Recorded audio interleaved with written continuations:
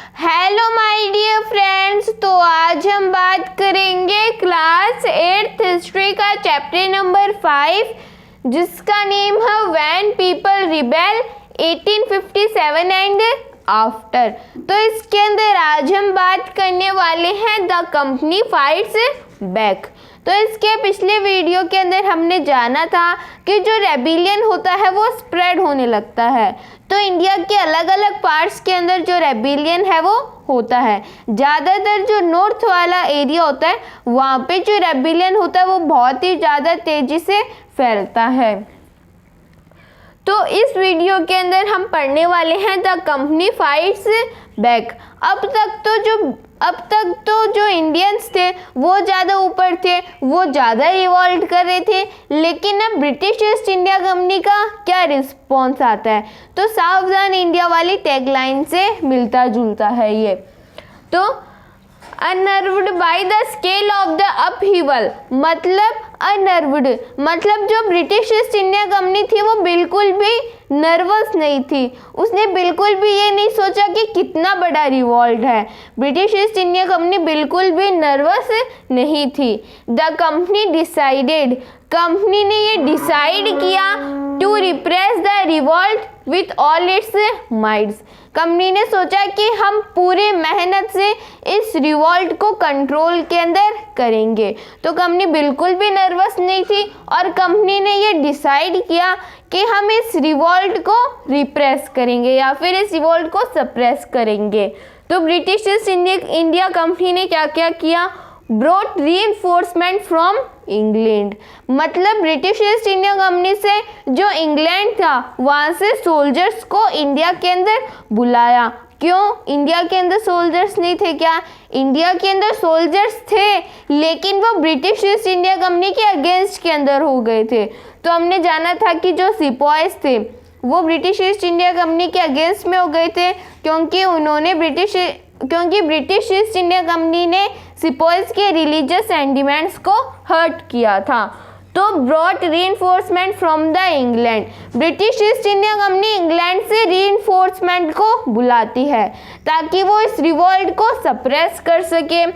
पास new laws, अब British East India company जो है वो अलग अलग लॉज को पास करती है so that the rebels could be convicted with ease, ताकि जो रिबेल करने वाले हैं, जो रिबेल्स हैं उनको आसानी से रोक दिया जाए क्योंकि वो रिबेल कर रहे थे। तो रिबेल करने वालों को आसानी से रोक दिया जाए। तो कंपनी ने इसके लिए बहुत सारे लॉज बनाए। दिल्ली वाज रिकैप्चर्ड, अब जो यहाँ के लोग थे इंडिया के उनके पास में पावर कहाँ से आई थी? उनके पास में तो पावर दिल्ली से आई थी।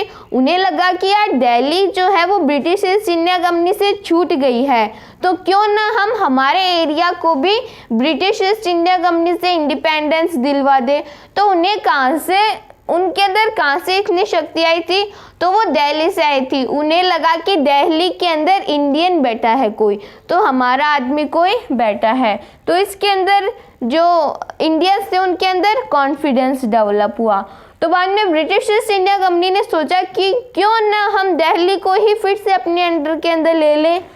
तो दिल्ली वाज रिकैप्चर, दिल्ली को रिकैप्चर कर लिया गया फ्रॉम द रिबेल फोर्सेस, जो रिबेल करने वाली फोर्सेस थी या फिर जो रेबिलियन थे उनके अंडर से फिर से रिकैप्चर कर लिया गया फोर्सेस इन सितंबर 1857। ये 57 का मतलब 1857। तो मई के अंदर तो बहादुर शाह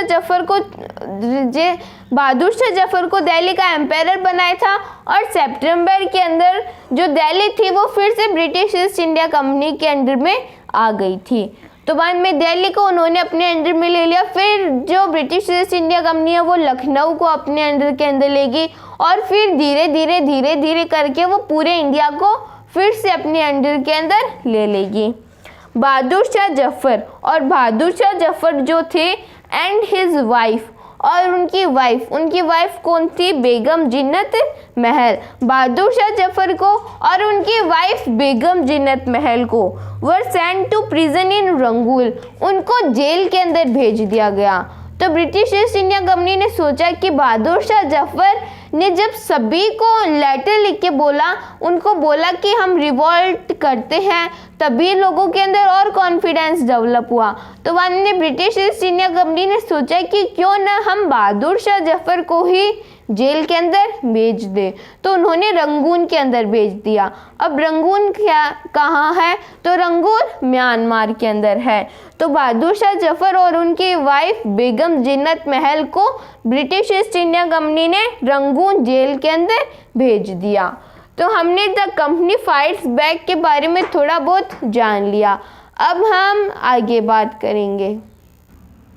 तो अब हम द कंपनी फाइट्स बैक के बारे में थोड़ा बहुत और जान लेते हैं। तो दिल्ली को तो ब्रिटिश ईस्ट इंडिया कंपनी ने अपने अंडर के अंदर ले लिया, लेकिन बाकी सेंटर्स का क्या हुआ?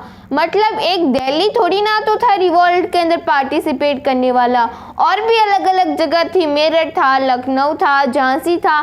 तो उन अलग अलग प्लेसेस का क्या हुआ? तो लोगों ने ब्रिटिश ईस्ट इंडिया कंपनी पर विश्वास नहीं किया। लोग लड़ते रहे। उन्हें विश्वास नहीं था कि बहादुर शाह जफर को ब्रिटिश ईस्ट इंडिया कंपनी ने जेल भेज दिया।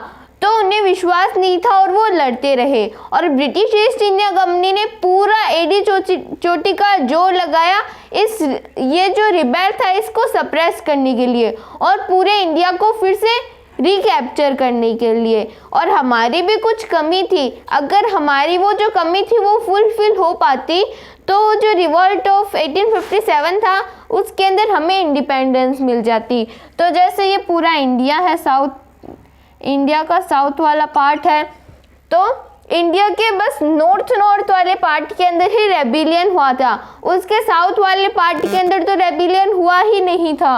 और जो इधर वाला एरिया था सेवन सिस्टर स्टेट्स वाला, वहाँ पे भी रेबिलियन नहीं हुआ था।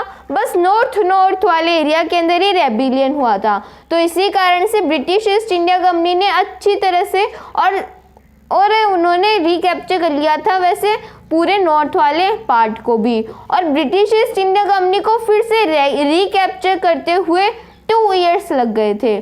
तो 2 साल तक वो लगातार लड़ाई करते रहे, फिर जाके उन्होंने कहीं फिर से कंट्रोल पाया इंडिया के ऊपर। तो एक प्रॉब्लम तो ये थी कि जो हमारे बाकी के कुछ अलग अलग सेंटर्स थे वहाँ पे रिवोल्ट हुआ नहीं था, और एक इतनी अच्छी कम्युनिकेशन भी नहीं थी। तो कम्युनिकेशन की भी कहीं ना कहीं पे कमी थी। तो लखनऊ, पहले दिल्ली को रिकैप्चर किया ब्रिटिश ईस्ट इंडिया कंपनी ने, फिर वो लखनऊ को गए। तो लखनऊ के अंदर उन्होंने टेकन अवे इन मार्च 1858 के अंदर मार्च 1858 के अंदर लखनऊ को भी ब्रिटिश ईस्ट इंडिया कंपनी ने अपने अंडर के अंदर ले लिया। तो लखनऊ के अंदर जैसे बेगम हजरत महल, उनके बेटे बिरजिस कद्र, इन सभी को हटा दिया गया था। रानी लक्ष्मीबाई वो भी शहीद हो गई थी। तो डिफीटेड एंड किल्ड इन जून 1858 के अंदर जून के अंदर वो भी शहीद हो गई थी। तो झांसी जो है वो फिर से ब्रिटिश ईस्ट इंडिया कंपनी के अंडर में आ गई थी, और बाद में वो उनकी भी डेथ हो गई। यही सब कुछ रानी अवंतीबाई के साथ में भी हुआ, वो भी शहीद हो गई थी लड़ते लड़ते। फिर तात्या टोपे, तो तात्या टोपे भी कहीं ना कहीं हार गए थे। झांसी भी चला गया था और कानपुर भी चला गया था। तो बाद में वो गोरिल्ला स्ट्रेटजी से ब्रिटिश ईस्ट इंडिया कंपनी के ऊपर अटैक करते थे। तो वो जंगलों के अंदर चले गए और ब्रिटिश ईस्ट इंडिया कंपनी के ऊपर छुप के वार किया करते थे, लेकिन फिर भी बाद में वो पकड़े गए। ट्राइड एंड किल्ड इन अप्रैल 1859। अप्रैल 1859 के अंदर उन्हें भी मार दिया गया। और भी बहुत सारे लीडर थे, जैसे हमने पढ़ा था भक्त खान वगैरह, वो सभी भी रिवॉल्ट के अंदर शहीद हो गए थे। तो उनकी लड़ते लड़ते डेथ हो गई थी। Just as victories against the British had earlier encouraged rebellion, the defeat of rebel forces encouraged desertion.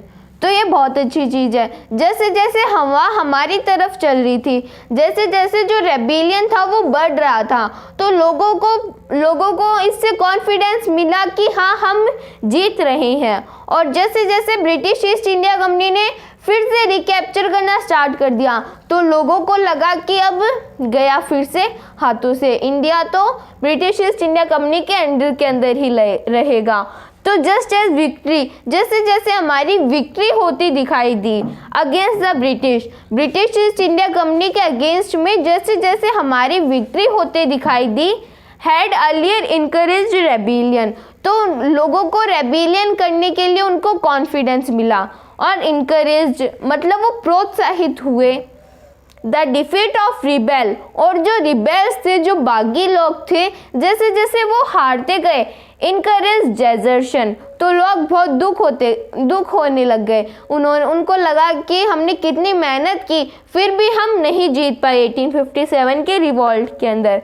The British also tried their best to win back the loyalty of the people, और British East India company ने भी सोचा कि जो लोग हमारे loyal थे, मतलब जो लोग हमारे लिए ईमानदारी से काम करते थे, तो हमें भी उनके साथ में अच्छा व्यवहार करना चाहिए। तो बाद में ब्रिटिश ईस्ट इंडिया कंपनी ने जो लॉयल थे उन्हें लॉयल ही रखा। Liberal policies toward the trial, और जो लॉयल थे उन्हें अवार्ड देना स्टार्ट कर दिया, तो उन्हें रिवार्ड दिया। और जो उनके लॉयल नहीं थे, जिन्होंने सिपाहीज को मारा था, तो liberal policies towards the trial of landlords and rebel, जो रिबेल थे उन्हें पनिशमेंट दिया गया। तो ब्रिटिश ईस्ट इंडिया कंपनी ने बोल दिया कि जो लोग लॉयल थे वो लॉयल ही रहेंगे हमारे लिए, और जिन लोगों ने रिवॉल्ट किया, अगर किसी ने नेशनलिज्म की भावना के अंदर आके हमारे अगेंस्ट में रिवॉल्ट कर दिया और उन्होंने किसी भी ऑफिसर को नहीं मारा, तो उसे तो हम रिवार्ड करेंगे या फिर उसे तो हम अवार्ड देंगे, और जिसने भी किसी भी ऑफिसर को मारा है तो उसे हम पनिशमेंट देंगे। तो ये सब कुछ पढ़ा हमने हमारे इस वीडियो के अंदर। तो द कंपनी फाइट्स बैक वाला जो टॉपिक है हमारा वो कंप्लीट होता है। तो इसके अंदर हमने जाना कि कैसे ब्रिटिश ईस्ट इंडिया कंपनी ने जो रिवॉल्ट हुआ था उसको फिर से सप्रेस किया और पूरे इंडिया को फिर से अपने कब्जे के अंदर ले लिया। तो उन्होंने बहुत ज़्यादा मेहनत की इसके लिए, वो 2 साल तक लड़ाई लड़ते रहे। तो वो सब कुछ हमने पढ़ लिया। तो हमारा ये जो टॉपिक है व्हेन पीपल रिबेल 1857, इतना तो हमने ख़त्म कर लिया। एंड आफ्टर, और ये जो आफ्टर वाला पार्ट है वो हम हमारे नेक्स्ट वीडियो के अंदर पढ़ने वाले हैं। If anybody have any type of doubt, any type of query, then please mention in the comments below. Thank you so much.